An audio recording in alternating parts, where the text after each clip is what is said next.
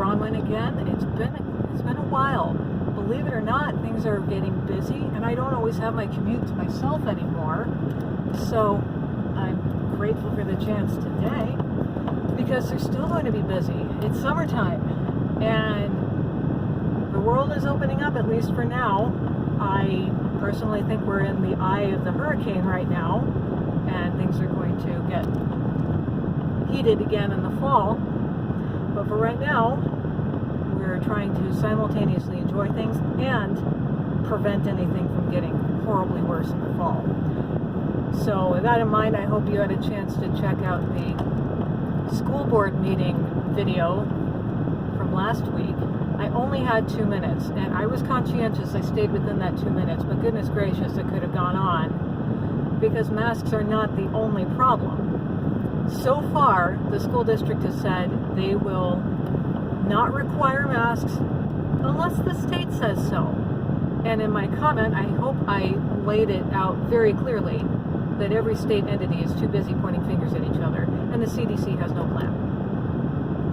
And as of now, the CDC says, well, maybe it's okay at school, but you better have it on public transit.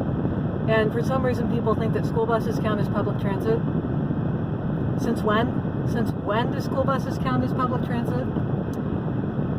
Anyway, if I'd had more time, though, we need to get into contact tracing and how evil that is, ineffective, and damaging. There's no limit to the number of times a kid can be quarantined.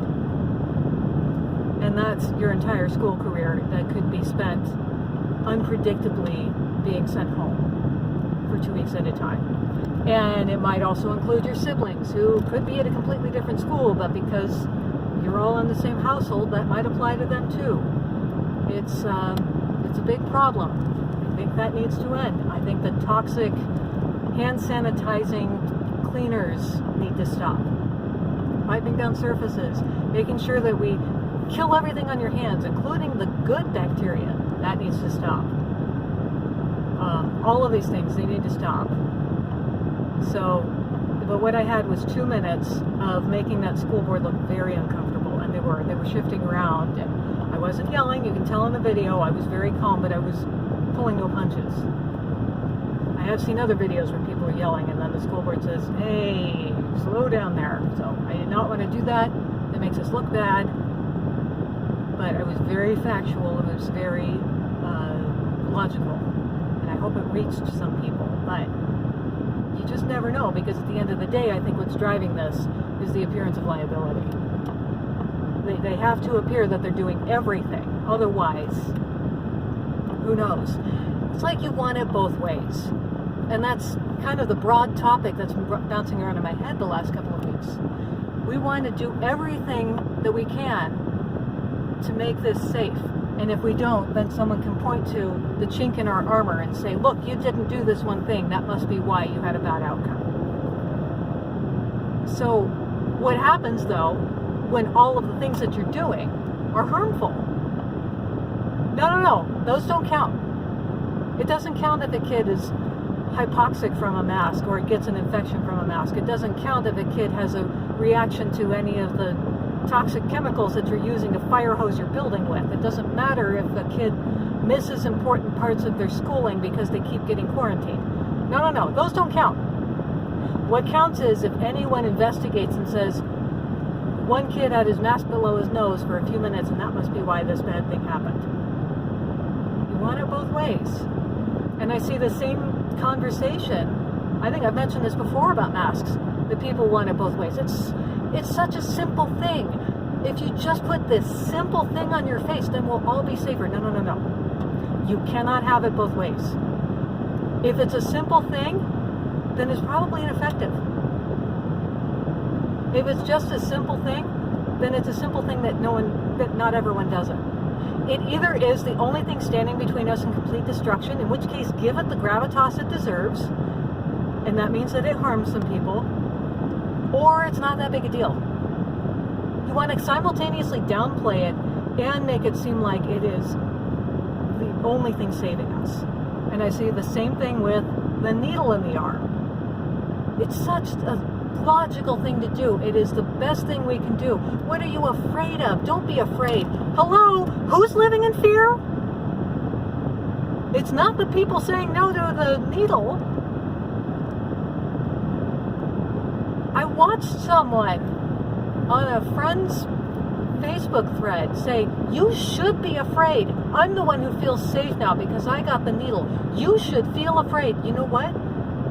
You don't get to determine how other people feel about their current state. And trying to convince them that they should feel a different way, how's that working for you? You cannot have it both ways. If it's not a big deal to get the needle, then it's not a big deal if not everyone does it. If it is a big deal, then let it be a big deal and acknowledge that some people get hurt. And where there is risk, there must be choice.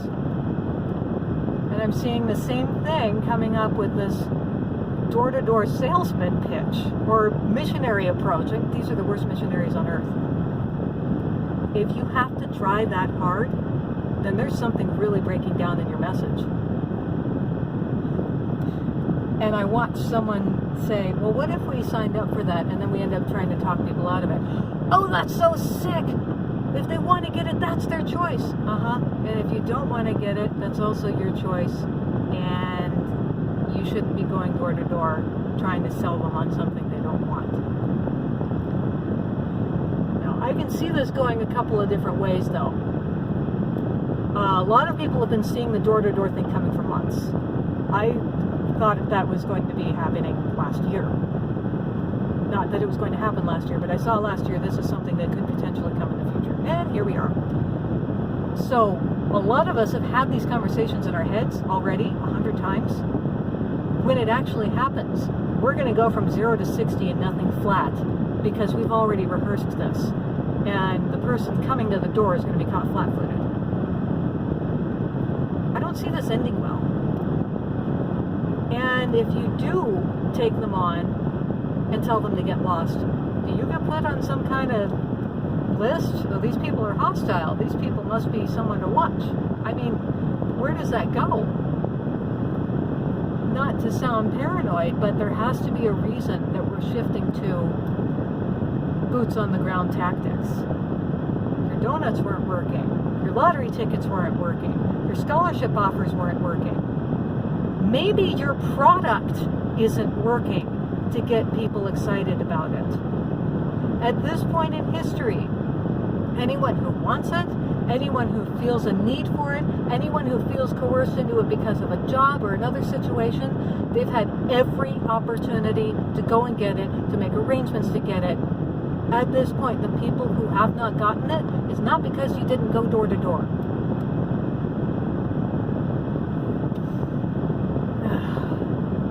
So, you're not going to get more converts this way. Ask any missionary, how many converts did they get knocking on doors? And this is every ounce a religious right at this point. I've gone over that before. Getting a needle is now a religious right. And without it, you are a heretic, excommunicated from society. But it's just a simple thing. Just go get it. It's just so simple. No. You cannot have that both ways. And you cannot say that anyone who died with a positive COVID test is a COVID death, that anyone who died in proximity to getting the needle, no, that's just coincidence. Nope. You do not get to apply that double standard. Be consistent in your messaging if you want to win converts. Be transparent in your methods if you want to win converts. And even that might not be enough, because I'll tell you, my trust in any public health entity is pretty much obliterated at this point. And that was, it's been years, but absolutely solidified last year. Watching all of the messaging that rolled out and saying there is something seriously wrong with all of this. And I don't see that getting better. And we get the messaging that it's always going to be the people who didn't participate. It's always going to be their fault. and is unfalsifiable. They're the ones who are incubating the new variants because they just won't participate. And because we still believe in asymptomatic spread, there's no way to prove otherwise. There's no way to prove innocence for people who didn't get it. You can put it out there on your CNN headline, which you saw early this morning, and it's utterly and completely believable because the whole premise was set up to be unfalsifiable. I don't know how we come back together after this much division. So, as I've said before, I'm not cutting anyone out of my life because of choices that they've made. I want to find a banner and put it up somewhere saying, make medical information private again, because I don't want everyone to just be known by their labels. That's not who we are.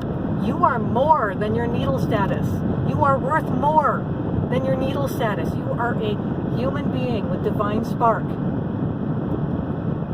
That's who you are. It's not what medical procedures you did or did not have. You are a human being. We're just losing sight of all of that. And what can we do? Have your own good relationships. That's as much as I can do. Advocate where we can, and at the end of the day, people are going to make the decisions that they make. But you are not going to win me as a convert at my doorstep, or with a donut, or with a lottery ticket, or with a scholarship for my kids, because that's not my price. I don't have one. This body doesn't have a price.